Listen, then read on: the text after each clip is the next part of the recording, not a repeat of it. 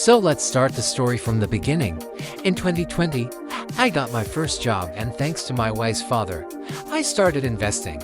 Like any excited beginner, I jumped into the stock market head first, full equity, full risk, IT stocks, mid-caps, mutual funds. Everything looked green. Everyone was making money. Some people were making YouTube videos about it. So one evening over chai, my father said, "Vado, buy some gold too. Not jewelry, real gold." "But in your demat account?" I asked. "Gold bees?" He said, "Yes, just 1 gram at a time. It doesn't shine every day, but it protects when the sky falls." I laughed and said, "Papa, this isn't 1995. This is the stock market era. Money is made in stocks, not in gold." Still, to make him happy, I bought 1,000 worth of Gold Bees ETF every month, like a side dish I never really cared for. And frankly, no one cares about gold. Everyone loves stocks. Even gold prices fall. What does the shining yellow metal have to offer? Better returns, better liquidity, better risk-adjusted returns, nothing. Then came COVID. Markets crashed. My stocks fell 30–40%. My SIPs were bleeding. I spoke to my father.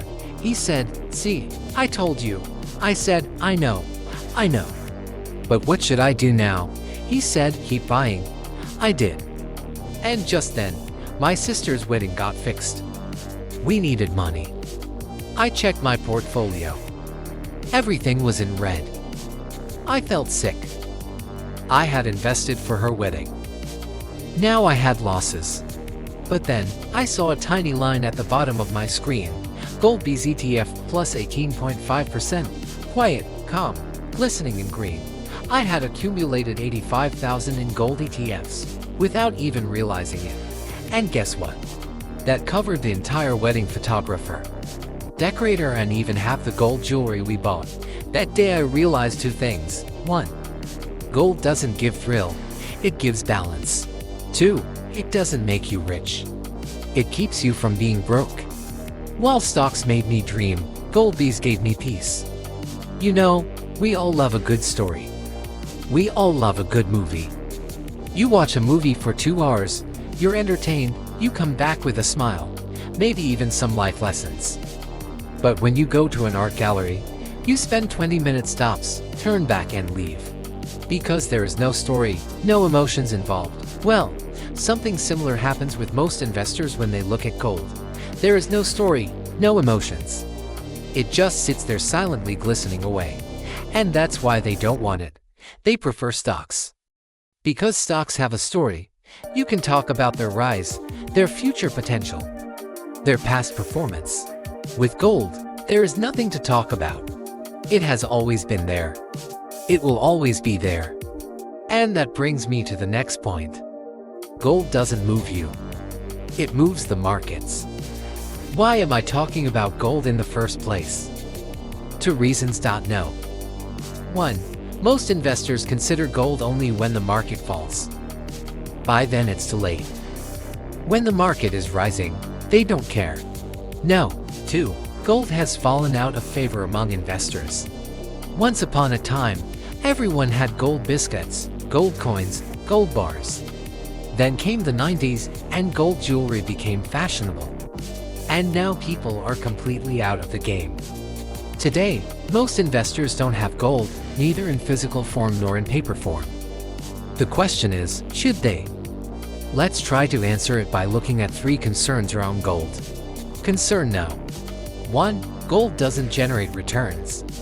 It loses money to inflation. Well, yes, but that's not the whole story.